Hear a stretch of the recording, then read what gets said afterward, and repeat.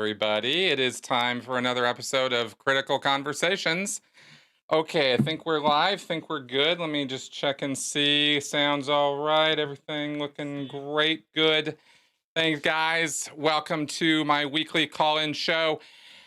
Let's all get arrived here. I'm sorry to bring you the news that Melissa is not here again this week, as you can see. And it is for a good reason. In fact, she just came back from the doctor a little bit ago, and she's got a bit of an upper respiratory infection. Um, so we're hoping she gets better as soon as possible. That is what we are doing right now, and she's fine. But I mean, she's up and about and all that. It's not horrible or anything, but I would like her to get better as soon as possible for lots and lots of reasons. So anyway, that's where she is at. But here is Master Seven, Seven the Wonder Cat, our pet, our friend, our guy, and he's just chilling there, as you can see. So I do have 7 cam this week. I was deficient on getting that last week. But there we go. There's our little 7. Yeah, all right. So we've got some stuff to talk about this week tonight. I decided that the title for this, or the subject matter we would talk about this week, would be election fatigue. And I wasn't originally thinking along the lines of, voter apathy, although that's part of it. It's part of the picture, and I'll talk about that a little bit here. I pulled up a couple articles. Also, for some reason, I'm having a technical difficulty this week. I'm really not sure what the deal is. But the chat box on the screen here, the chat's working just fine, and people are commenting away here. And please continue.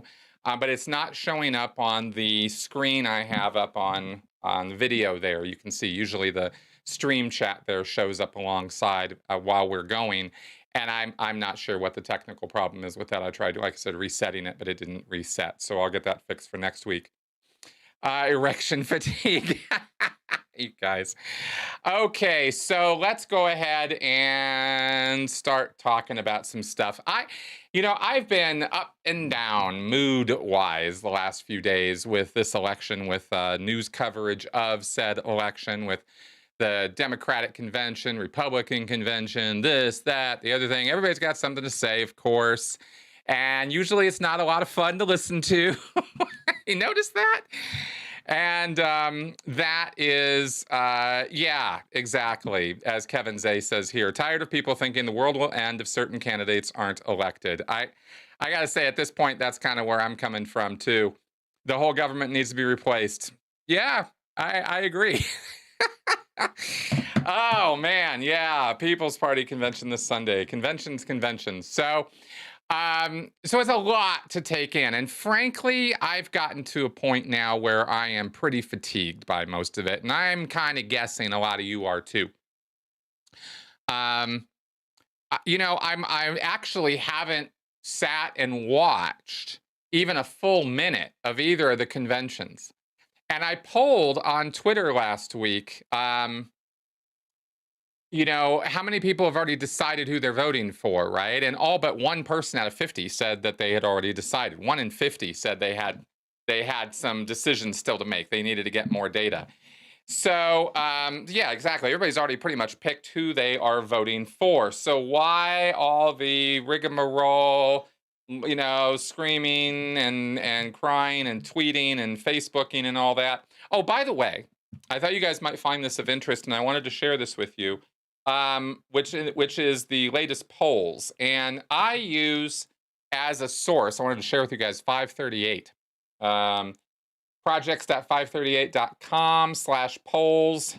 And we've got all polls. So the general election polls, 538 tends to do pretty good job with this stuff. And just so everybody kind of knows where things are at, as of yesterday's latest polls, Biden is up by 9 points, according to various polls here. You've got him up by 7 points, 1 point, 9 points. There is no poll happening in the last week or so, I would say, where he is not leading. So that's where things stand as far as that goes. But not the point of the show, but I just thought I'd throw that information out there for you guys, because I thought some of you might want to know where I look for polling data, because I've gone up and down and around the bend on polls. I was really disaffected with polling after 2016, because I didn't see, the result of that election coming, and I thought that the polls would have shown that. And well, 538 did, and some other ones did, and I just wasn't looking broadly enough and far enough and wide enough. So that's why I share that information with you guys. Okay, so let's see here.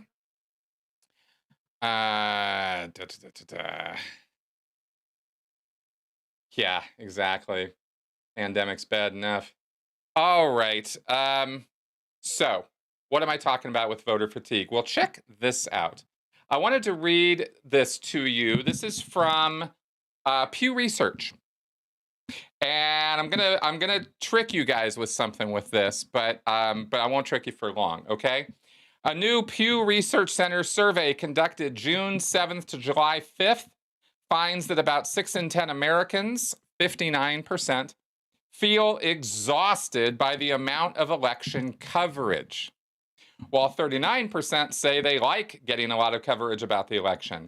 This feeling of fatigue is particularly true among those who aren't following news about the election very closely. 69% of this group says they are worn out, compared with about 41% of those who follow the election very closely. And I thought that was interesting. I don't know. What do you guys? This is where is it here? This information that I just read to you was my big trick here. Anyway, was from 2016, around this time, July 14th, 2016. But that's exactly how I was feeling, and how I was kind of getting other people were feeling about all of this too. What do you guys think? I am curious. Oh, yes, let me reread. Pew Research Center survey found 59% of Americans are basically exhausted with election coverage, the volume of the election coverage, and 39% say they were happy with it. Now, that was from 2016. I don't actually have that article for now, but I thought it was interesting that it feels like it's sort of repeating itself a little bit. That's how I felt, because I was following this stuff really closely. And oh, hey, Chris Cloudier, getting some comments. Okay.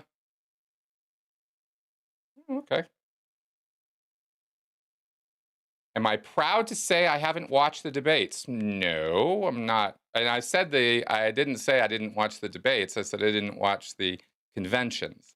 Those are two different things. I did watch the debates. Anyway. Okay, and not get thrown off by this. What I wanted to talk about with election fatigue is this. This actually comes out of an article that is now, it was written actually last year, where they were talking about voting in countries like the United States, Britain, and the EU states. And they're saying here, in countries where voting is non-compulsory, voter apathy or disengagement with politics has become a serious problem. The fewer voters participating in elections, the less representative or accurate the result will be. Despite large amounts of money being spent on campaigns and rallies, the United States continues to have one of the lowest voter turnouts among developed democracies, 56% in 2016, along with Poland, Latvia, and Switzerland. Belgium, Sweden, and South Korea, on the other hand, Belgium, Sweden, and South Korea have the most politically engaged citizens, with impressive voter turnouts at 89, 86, and 77%, respectively. And then the article talks about how in Australia there is compulsory voting, but a lot of people show up and vote for candidates that aren't on the ballot, or they make little patterns out of the ballot and do other goofy stuff because they're being compelled to vote. So what are the factors leading to election fatigue? Political scientists generally list voter alienation and voter fatigue as two key causes. Voters feeling alienated from the political process and thinking that their vote won't make a difference, and voter fatigue stemming from too frequent elections or the sense that the politicians may override the results and install preferred candidates into leadership positions. And this is, again, Australian specific, so they give some Australian examples, but I have certainly seen no shortage of people out there expressing major amounts of distrust with the whole process. And with the mail-in system having to be relied on so heavily, and a lot of noise and nonsense about the post office now, coming into play, people are freaking out to a degree about that. I asked Melissa about it because she's not here, but I asked her, what are you thinking when the election stuff starts coming up? And she says stress, fear, and some freak out over that post office stuff. Because if the post office isn't functioning and efficient and operating, then is our election going to be valid? Will it be legit? That could be a problem. Okay, so let me see here. Now, I wanted to remind everybody, this is Colin's show, 984-214-4154. And I actually really would like to hear from some of you guys about this. Because like I said, I've been kind of up and down on this the last few days, trying to figure out, how should I be thinking about this? Should I even be thinking about it this much? Am I thinking, is this too much? Not enough? How much should I care? Well, it's the future of my country, man. But at the same time, I'm just one vote, right? So what can I do? Anyway, it goes all and all and all. Let me just catch up a little bit on some of your comments here. Yeah. Well, I don't know about Biden assuming victory. That seems like a bad idea. Electoral color is a seasonal disease that affects. Yeah, exactly. Exactly, Xenu. God. All right. So, election voter fatigue. Let's see here. It says some more here in this article that I wanted to go over with you guys. Oh yeah. Of course, there's, many observers are speculating whether voters have already made up their minds well before the political campaigns reach their fever pitch, and just want to get voting out of the way before polling day. How many of you guys feel like that? You feel like you've already made up your mind, it's already decided, and you just want to just get it over with? I sure feel that way. Well, this article about Australian politics does parallel American politics in this sense. Are there other factors at play in the widespread sense of election fatigue? A disturbing trend in Australian politics has been the rise of voter mistrust of politicians, coupled with politicians' seeming indifference towards this mistrust. A phenomenon that has been described as democratic malaise, an angry frustration with existing democratic politics. I'd say that's definitely something we are experiencing here in the United States.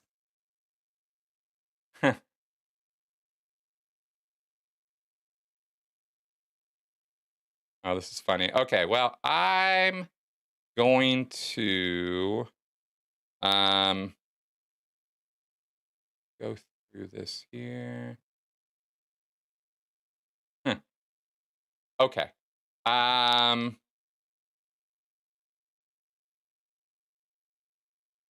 Yeah, exactly. Trust, voter satisfaction with the political system at its lowest since 1975. Other surveys point to widespread disaffection with the political class. Australians still have faith in their parliamentary system, but are increasingly unhappy with how politicians elected to a parliament conduct themselves in running the country. Again, pretty parallel with the United States, I think. Certainly from everything I see and hear on social media, and with conversations I have with my friends and with you guys. Politicians are regarded as untrustworthy, self-serving, and ignoring the views of the public, and far too focused on maintaining power, internal factional politics, and pandering to politically influential lobby groups and media influencers. A familiar picture according to media reports and opinion polls, but also disturbing for what it reflects about the health of our democracy today. Okay, so that's some of where my attention goes to with this stuff.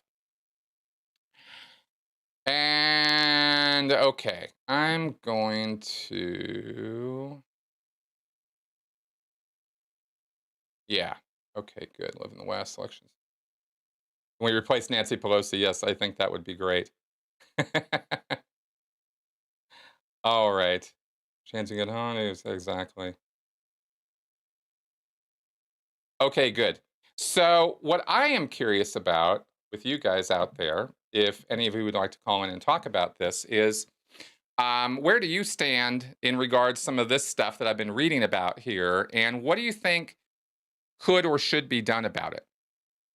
I've got some ideas here. There's a little bit more to some of why some of this might be happening or some of what might be contributing to the picture. Of course, we're going to talk about social media and echo chambers because that might be part of what's contributing to the divisiveness for sure that we're seeing, where people. Here's the thing about the divisiveness also that I wanted to ask you guys about is, it's not that we have different ideas. It's not that we can't disagree on things or come to a point where we should be able to agree on to disagree. But it seems like we're having such a hard time doing that now. It seems like the levels of extremist thinking seem to have ramped up. It's not that we've always had different ideas, different political ideas, social ideas across the spectrums. That's been a constant. I am positive through all of history as we've had different factions, different sides opposing one another, but how extremely they go about opposing one another. And this is how I see this reflected is in social media. I see it reflected when people cannot give an inch. They can't even acknowledge when somebody or someone or something good happens on the opposing side. They pass some good legislation. There's some social point that they do something that would be recognized as a good thing in other times. But now we can't recognize that. In fact, it has to get reframed as nothing, as no big deal. They didn't do anything special. Yeah, any human being would do that. That's what we expect of people. So why should we acknowledge or validate that? And there's just a complete unwillingness to even meet anywhere in the middle for any part of this. And that's how I see it sort of reflected. But I'm, like I said, I'm a little curious about how you guys are seeing it. So, okay. Okay, good. Oh, thank you, Couch. Thank you for that. Getting a lot of comments flying in here. This is great. And some calls. So let me give this first one a call. I believe this is Stanley. Hello. Hello, Chris. Yes. Hello. Hi. Hey, welcome to the show, man. Hi, Chris. Yeah, I've been watching. I was chiming in and wanted to put my input on what you were saying about how is this affecting. And me personally, I've noticed the volume of it, but I've been using my time constructively because I'm on SSI disability. So for me personally, because I don't have a 9-to-5 job, it's really not that stressful. But I did definitely notice that it's very voluminous and what's happening, and everything's just happening like at light speed. Mm-hmm. And I've been paying attention. I've been getting my sources from a lot of independent sources, especially preppers and a lot of people who were in the spec ops community, and a lot of people who like AM 640 KFI, John and Ken.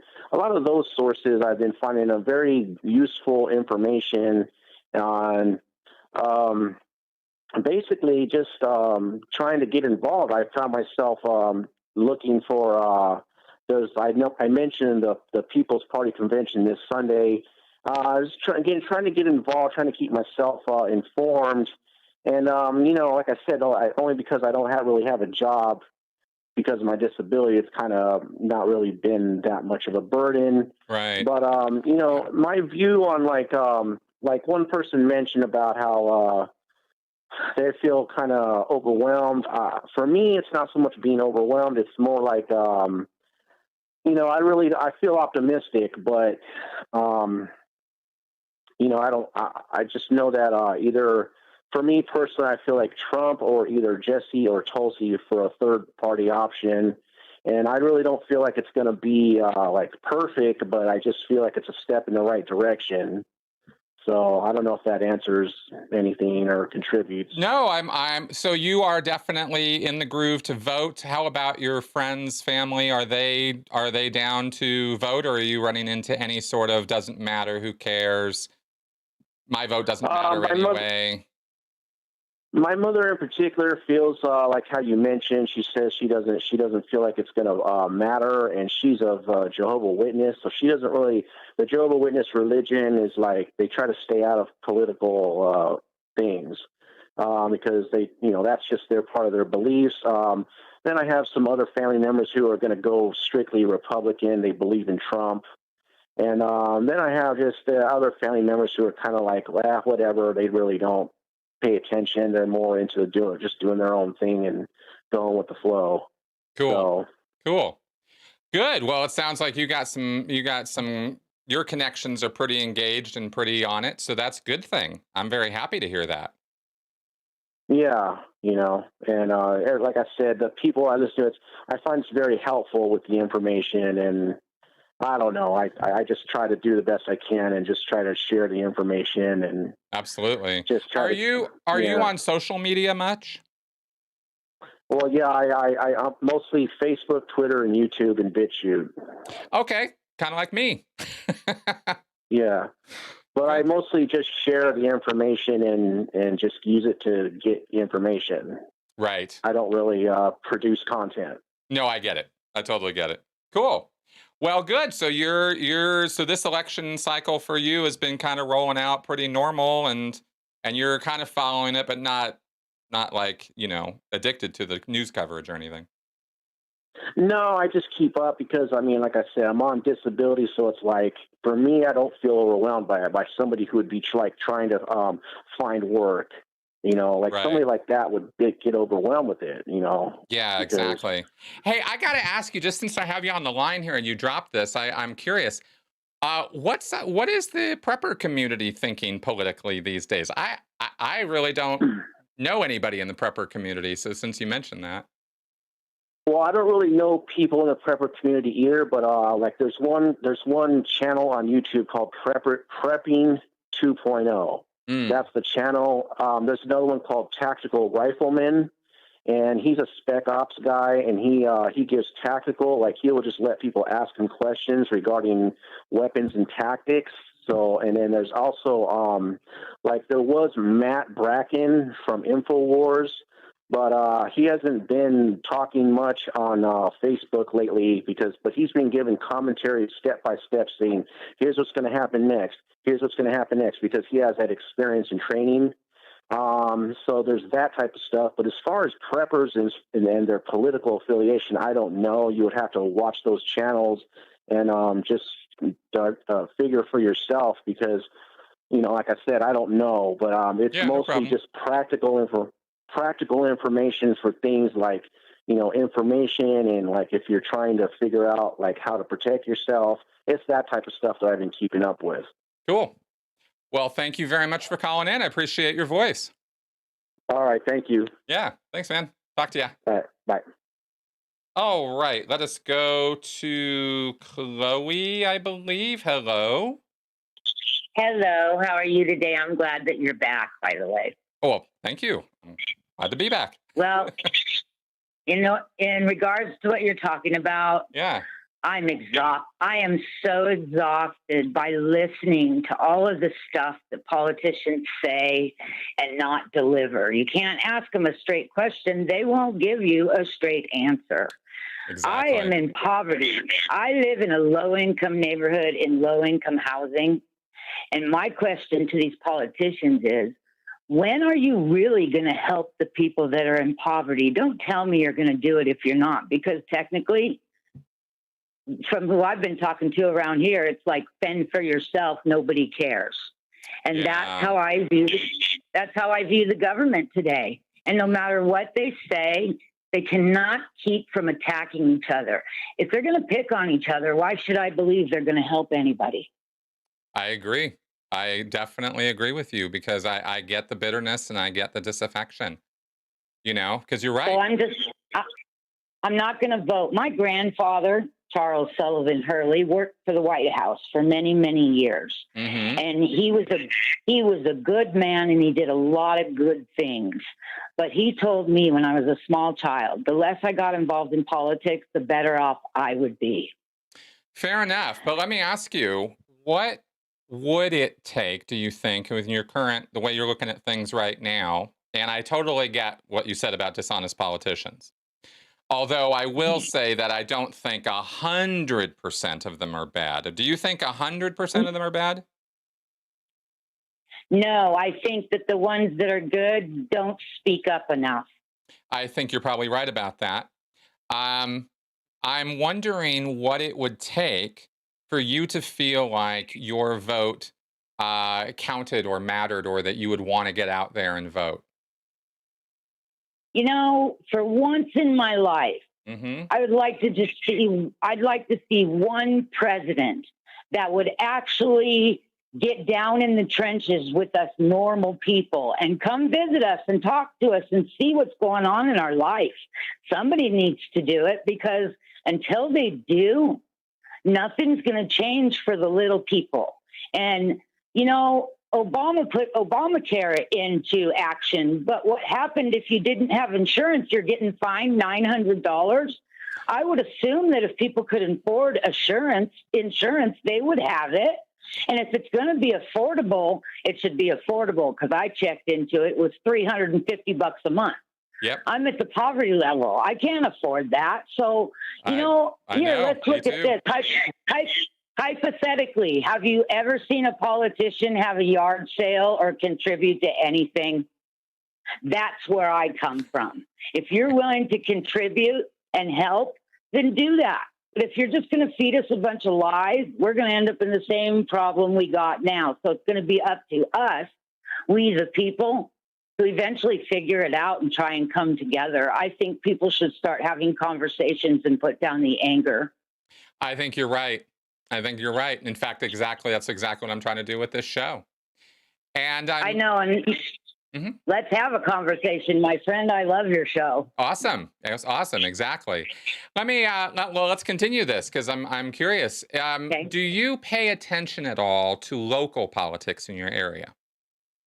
Absolutely. Governor Ducey, I listen to him when he comes on the TV and talks about the pandemic, but he's got grass and doctors up there with him. I like Sally. I like her a lot. I think that she's okay. But these are local politicians in my area. So yes, I pay attention to them, because I'm probably in one of the poorest neighborhoods in Phoenix. Mm-hmm. And those two politicians have been to my neighborhood. Good. Okay. So they've walked with us. Good.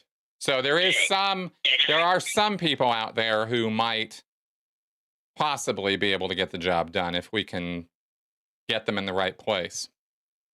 Well, long ago they wrote something called the Constitution, and then they came up with the Bill of Rights. So you can amend some things if you have to. We, the people, have the right to get a whole new government. If we could figure that out, we'd be okay, I think. I think you're right. Well, I think you should do everything you can to support those local guys. I'm doing it. Yeah. And you know what else? Yeah. I have my hand out to my neighbor, and I don't care what they look like, because I just see people. But I just want to be the person that has my hand up when things start happening, so that I can help whoever needs help. And that's what I'm going to do. It wouldn't matter to me if President Trump was in trouble. I would put my hand out and help that human being, because we're all just people trying to be okay. Perfect. Sounds good to me. Well, thank you very much for calling and sharing that. I really appreciate it. You're welcome. More. I'll be watching you more. Trust me. We'll talk again. Awesome. Talk to you. Bye-bye. Have a good night. Bye. All right. Okay, Diane Ledbetter. Let's go here. Hello, is this Diane? Yes, Chris, it's Diane. How Huh. are you? I'm good. How are you? Hanging in there. Yeah? Uh, all I feel like is we are stuck between the choice of a narcissistic asshole or a guy with dementia. And being from Illinois, Yep. honestly, I don't know if I will vote. It always goes Democratic. And until the electoral votes go away, I don't feel like my vote counts. I really don't. I'm sorry. I know I shouldn't feel that way, but I do. And I hear that. Did you hear about, and I'm not trying to completely convince you that everything is wonderful now, but did you hear, I think it was about a month ago or so, there was a Supreme Court decision about electoral voters and how they had to stick with what the voters in their area had decided. They couldn't go off on their own? No, I haven't. Yeah, that was, check that out. That was that happened within the last month, I believe. And it was actually a challenge that happened, I believe, out of Colorado, because one of the electoral voters here had, or one or two of them, I think, had voted either against what their area or the people they represented or whatever, the geographical area, had voted. And then another one had voted for somebody entirely different. I think they voted for Bernie or something when it was, Hillary versus Trump. So this was deemed by the Supreme Court as bad. Don't do that. You don't have the right to go doing that. And so now they have to follow the voters. Now this is how I understand it. But I want to know if you'd heard about that. I had not heard about that, and yeah, I will look into it. But yeah, I just feel like my choices are between. I thought last election was bad, but holy crap, this election is worse. Yeah, it's not a good time. That is for sure. I definitely hear you. I feel very strongly that if we have the power to vote, we should. But I definitely am not in a place where I can sit around ordering people to go vote when they feel the way you do. I definitely understand that. I just wish that there was some way we could, not just feel like our vote matters, but actually know our vote matters. And I think that the amount of time and money that is spent trying to convince us of things is an indication that it does matter. What do you think? Again, Illinois has always gone Democratic, and I'm not saying that's always bad. Mm-hmm. I am just saying it seems like no matter what I vote, it's always going Democratic. So what's the point? What is the point? Yeah. Yeah, I get that. Well, I guess it's a little bit like I guess if we're going to be good critical thinkers, we can't determine the next result from the last ones, even if it was the last 5 or 10 or 100 that came up the same or came up mostly the same. The next one could still be something different. Especially, I don't know. Especially if you have a counter voice. Again, Well, but again, we're voting between two bad choices, so I don't even know if I won. Totally. Totally. It's so bad. What about? So bad. Totally. And let me ask you the same thing I did the last caller, because I'm honestly curious. What about local? Do you follow your city, county election processes at all? Stay in with what's happening there? Probably not as much as I should. I do follow. I have some local people that I do know. I tend to agree with, but no. Do I follow them hardcore at any level? No, I don't. And that is shame on me. Well, probably a little bit. I'll agree with you on that a little bit. And I only get to say that because I only, come to my own awakening on this and start paying attention to local. And so now I know, who my state senators are and what the voting process is here for the state and who my representative is in Congress for at the House level. And I signed up for their newsletter, so at least I could hear what this woman, had to say to us or her constituents, stuff like that. And I found in doing that I learned a few things I didn't know and didn't know I didn't know, if you know what I mean. Hmm.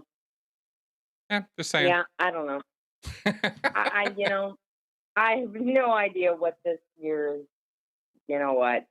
I do. 2020 is like it's like we're all done. We're all done with 2020, and it's sad because we've all checked out. Yeah, big time. Big time. Yeah. Yeah. Like I said, I hear you on all of that. It's not like I'm not thinking the same things.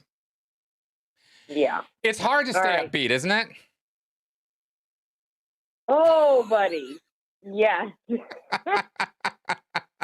And I'm a very upbeat person. I'm a people person. I love people. I like to talk to people. Yep. But that's not really acceptable right now. So yeah. Well, and don't and maybe that's maybe that's the problem. Maybe that's one of the big problems is that it is unacceptable to have conversations, to talk, to reach across the aisle, to have, to be friends with people who don't have the same political views as you. Are you still reaching across the aisle? Do you have friends across or relatives or anything? I do have actually best friend that tends to have very opposite political views than I, and we do manage to have very friendly discussions, and I would say she's a hardcore Republican. I'm kind of a hippie liberal independent. But we know how to have the conversation. But again, she's a very close friend. Mm-hmm.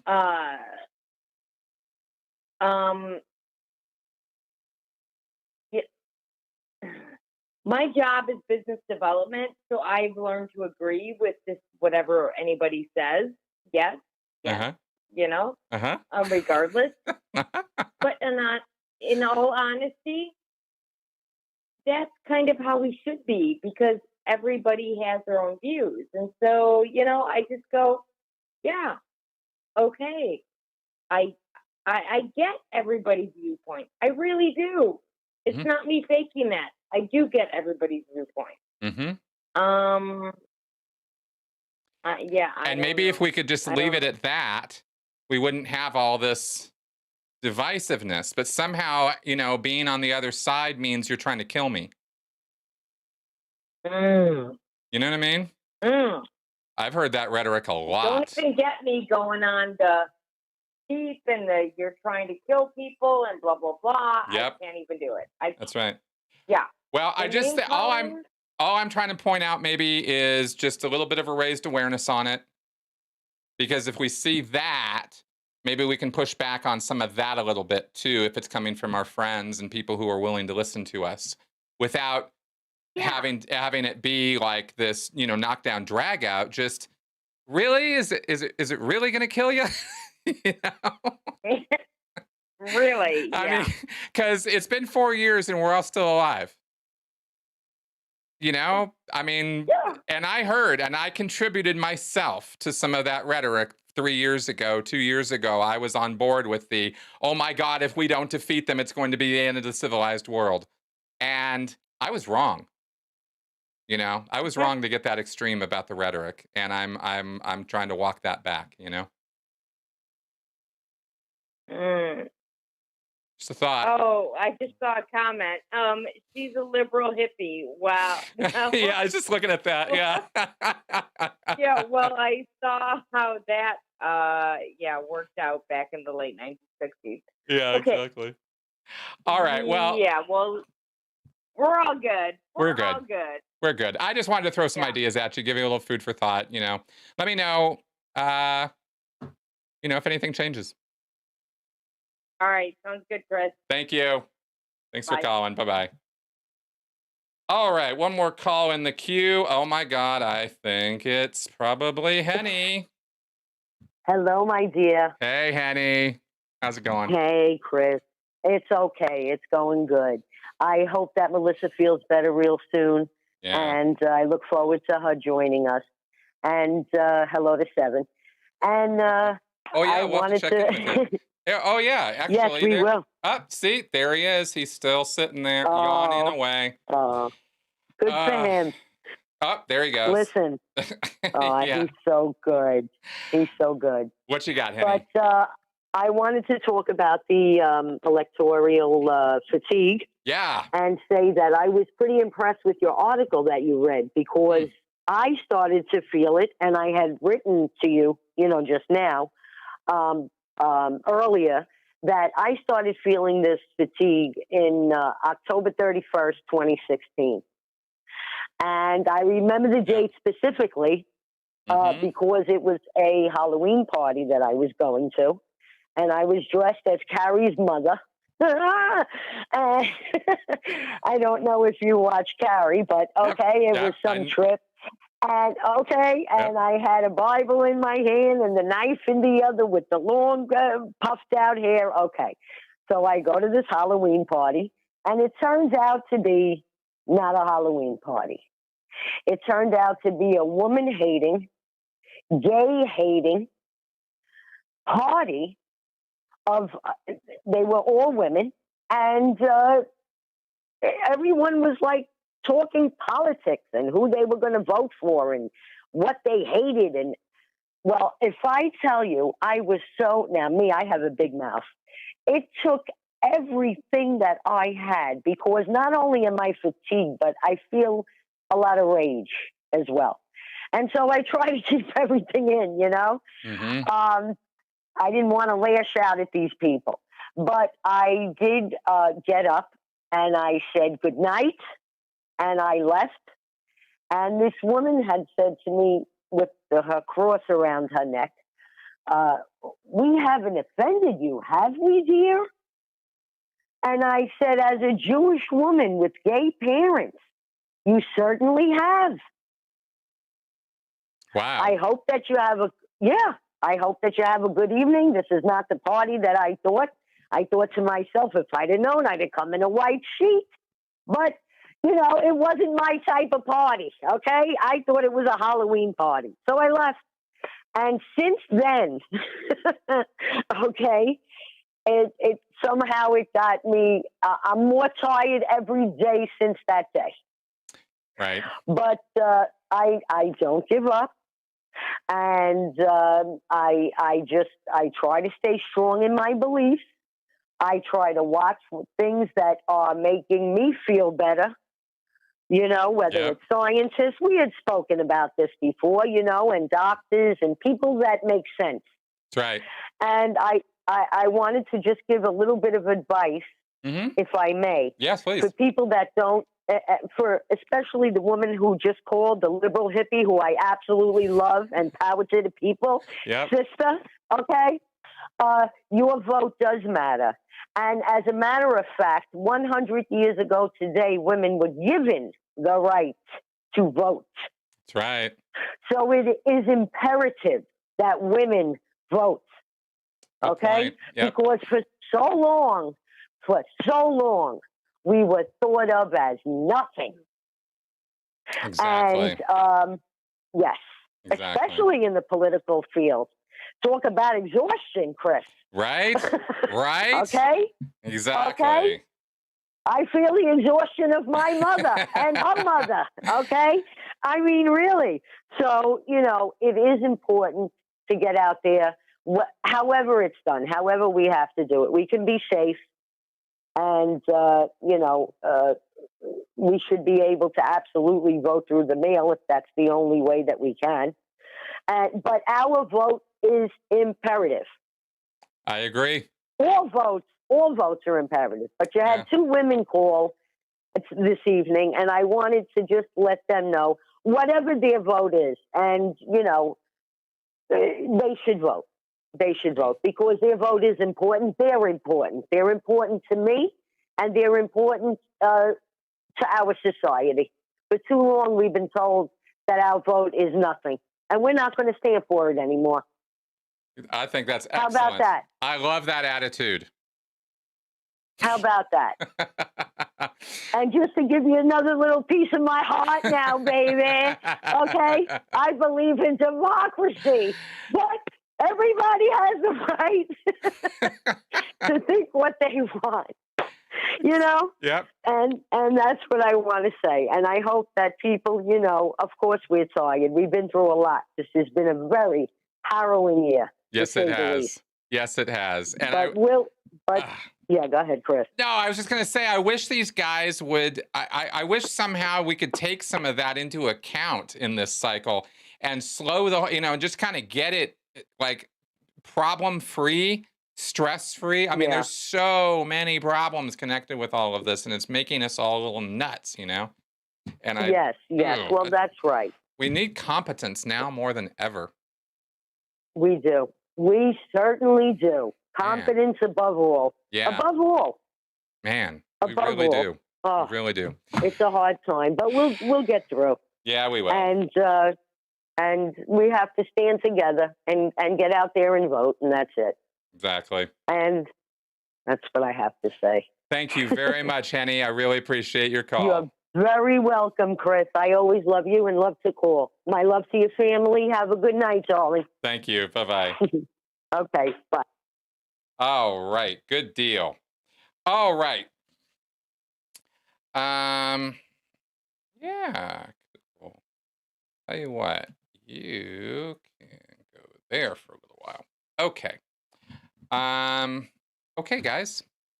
I had a couple more points I wanted to cover from this article in terms of what I thought. Okay. There were two things here that I thought were little things that, if done collectively or by a lot of people, wouldn't be a little thing. But, you know, I'm trying to do this myself. I wanted to advise other people, maybe if you guys might try some of this too, then maybe some of the exhaustion, fatigue, whatever of the social media experience, of the election experience, of the life experience that we're all having right now, with 2020 being the incredibly stressful year that it is, might be able to be relieved a little bit. And those two things are very, very simple. One, cut echo chambers out of your life. You know, you don't need them. And by this, I mean, if you are only listening to one side consistently through social media contacts, through channels or shows that you watch, through conversations you have with maybe a fixed number of people, it's a really good exercise and a really necessary one in critical thinking, but just in life in general, and kind of, you know, diffusing some things a little bit to reach beyond that echo chamber and go out and take a conscientious, dedicated effort. Right? It does take work. It takes a little bit of work. Not a lot, but a little bit. To reach out beyond your boundaries and try to push them out. And receive information that you have not been regularly receiving. And I don't mean neo-Nazi information. I mean like just other regular information. What are people who are in your position, maybe on the other end of the political axis, where are they coming from? What are they saying to one another? I know I'm not talking about jumping into the alternative or opposing political camps and getting all riled up on some of that stuff. I mean, take it more slowly than that, you know, just social contacts and news maybe, and a little bit of, current events and stuff. Nothing too political or dramatic, but just, you know, I think you get the idea. All right. The other thing is, because this also actually comes a little bit out of this article and many, many other things I've talked about. The alarming social media trends. Add to this the influence of the 24-hour media cycle, social media-driven opinion shaping, and the increasing polarization of political views via internet echo chambers, and we can start to understand why our democratic system is showing signs of distress and distortion. Okay, so that's why I suggest, look, purposefully go beyond. Okay, think outside your box. We're all in a box. We all got one. And we kind of put ourselves in there, and it's comfortable, and we have the contacts we like, and the family and the friends and the business associates and all that. And all I'm saying is, you know, if it's an echo chamber, if you're only hearing one point of view all the time, bust it open, okay? Because echo chambers are not helpful for your thinking in pretty much any circumstance. Okay, then the other thing is extreme political views being normalized. And let me just check in real fast, make sure. Let's check with some of these. Okay, good.